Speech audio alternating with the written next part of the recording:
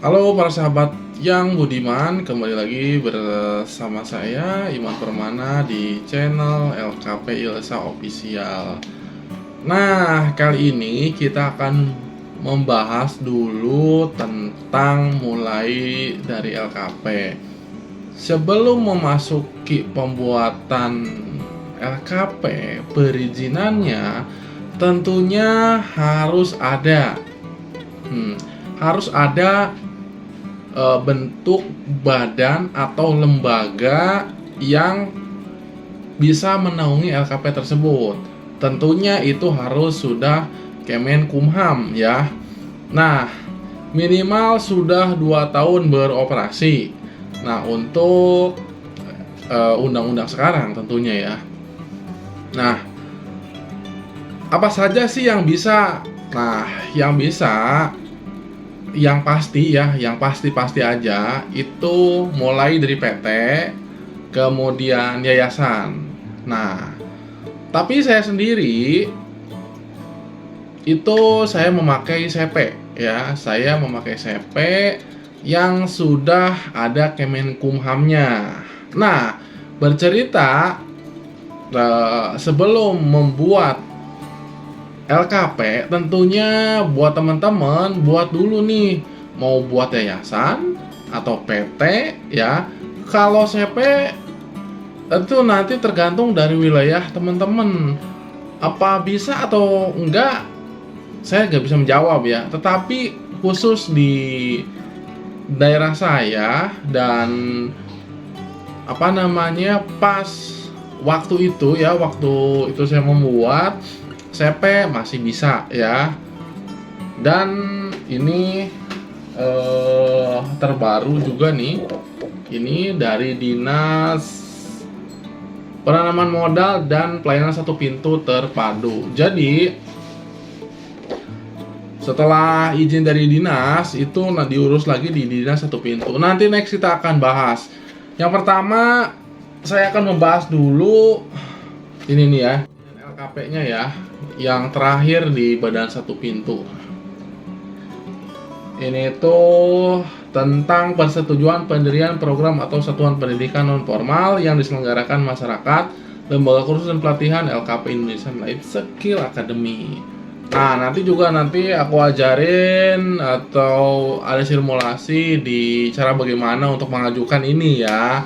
Nah, namun sebelum ke sana kan harus urus dulu ke dinas ya kan, survei dulu. Nah, sebelum ke sana saya akan membahas dulu yaitu perizinannya yang belum punya yayasan atau PT atau CP. Namun karena memang saya pengalamannya itu di CP, maka saya akan membahas bagaimana penjelasan saya terkait untuk membuat CP ya. Nah, CP tersendiri, kepanjangan CP tersendiri kalau disingkat itu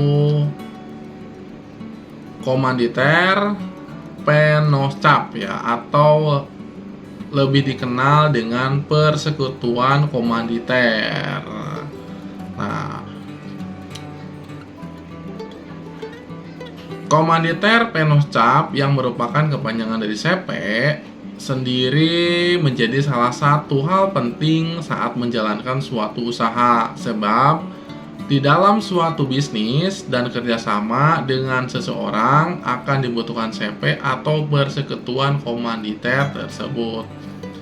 Sehingga rasanya tuh sangat penting ya, selain mengetahui komanditer Penoscap yang merupakan kepanjangan CP, juga memahami apa saja unsur-unsurnya hingga kelebihannya atau kekurangan dari CP tersebut, terutama jika akan menjalankan sebuah usaha ya seperti saya ini dibuat seperti mau membuka klinik terapi ya, atau mau jual beli skala besar gitu, atau membuat produk-produk gitu kan. Nah, itu kan harus ada izin-izinnya. Saya membuatnya itu pertama itu harus kita membuat izin warga, izin lingkungan dulu ya. Minimal itu 4 rumah dan itu harus ditandatangani oleh kepala desa ya. Tanda tangan minimal itu 4 rumah. Nah, setelah ada izin tentunya harus tentukan dulu namanya, nama CP-nya apa yang ada nanti berhubungannya dengan LKP kita. Kalau saya sih kan ini ya, terapi Cempaka Hipnotis Indonesia CP-nya. Nah, kemudian kan LKP-nya LKP Life Skill Academy, dan CP ini harus namanya berbahasa Indonesia ya. Kalau berbahasa Inggris biasanya ya ditolak gitu ya.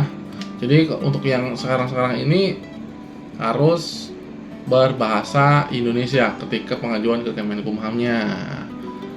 Nah, terus lagi ketika sudah membuat ininya ya, izin warga, lalu datang minta surat disampaikan langsung ke desa ya, ke desa minta surat pengantar. Nah, sesudah itu nanti kan kita menunjuk ya. Pertama adalah direkturnya siapa ya, terus bendahara dan sekretaris itu minimal 3 orang ya, minimal 3 orang untuk struktur organisasinya. Nah, terus ini dilakukan ke notaris ya. Jadi temui notaris di wilayah teman-teman masing-masing, silakan. Dan setelah beres dengan notaris, persyaratannya lengkap. Nah, itu kan biasanya menunggu ya. Menunggu itu tergantung dari waktu kecepatannya. Ada yang seminggu, ada yang 2 minggu itu beres. Nah, setelah itu beres, barulah membuat stempel. Nah, ini membuat stempel gunanya apa ya? Gunanya untuk nanti kebutuhan untuk mengstempelnya. Karena bikin nanti NPWP itu harus ada stempelnya. Ya. Harus ada stempelnya. Jadi kalau misalkan membuat nanti NPWP belum ada stempelnya, karena ini kan badan ya. Jadi nggak bisa ke kantor perpajakan ya. Sebetulnya sekarang itu walaupun nggak datang bisa ya secara online ya, membuat NPWP-nya. Yang penting itu capnya sudah ada ya, itu langsung bisa keluar. Nah, kalau sudah keluar itu langsung izinnya disambungkan lagi ke dinas penanaman modal ya, dinas satu pintu atau singkatnya DPMPT ya, langsung ke sana sesuai dengan apa yang di awal inginkan. Kalau saya kan memilih keluasan 5 ya, seperti perdagangan besar, terus penjualan herbal, terus hasil bumi, perdagangan alat rumah tangga, konstruksi, terus di bidang terapi ya. Saya mengambilnya 5 waktu itu. Nah, memang banyak sekali sekarang itu perubahan-perubahan, apalagi sesudah berlakunya Undang-Undang Cipta Kerja. Tentunya kalau sudah masuk ke dinas satu pintu juga, itu nanti bisa diurus juga untuk ke OSS atau online single submission supaya lebih lengkap dan terperinci ya.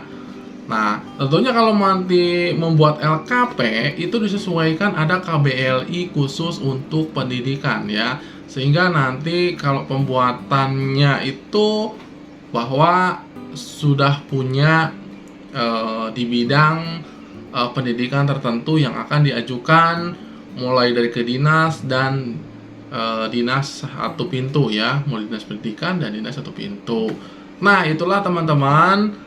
Jadi pertama buatlah dulu lembaganya yang bisa menaungi LKP tersebut, karena LKP ini tidak bisa berdiri sendiri, harus ada dulu minimal PT atau yayasan. Nah, kalau saya sendiri kan pakai CP. Nah, jadi kebijakan-kebijakannya kalau teman-teman punya CP, ya itu harus ngobrolkan dulu kepada orang dinasnya, bisa atau enggak gitu ya. Begitu ya buat teman-teman, dalam sesi kali ini pencerahan cara membuat LKP dan CP ya. Alurnya seperti itu ya, alurnya seperti itu. Jadi lakukan saja. Nanti setelah membuat itu baru pembuatan LKP-nya ya, dan harusnya itu harus ada umur ya, minimal itu 2 tahun, minimal itu 2 tahun dari badan tersebut baru bisa. Kalau saya baca sih ketika saya membuat ini nih, ini 2 tahun harus berjalan dulu dari badan atau usahanya. Kemenkumhamnya itu harus 2 tahun dulu ya izin dari sininya. Izin dari atasnya itu misalkan CP saya itu harus minimal 2 tahun, sehingga dan ini di ACC ya. Jadi kita punya izin pendirian program ya dari satuan non formal. Ini benar-benar legal ya kan. Nah, tentunya saya nanti di video selanjutnya saya akan paparkan bagaimana cara mendirikan LKP tersebut ya. Saya akan memaparkan cara membuat LKP ya, mulai dari awal sampai akhir ya, mulai dari maintenance-nya, mulai nanti pembuatan sertifikat dan izin-izin selainnya. Oke, ikuti terus ya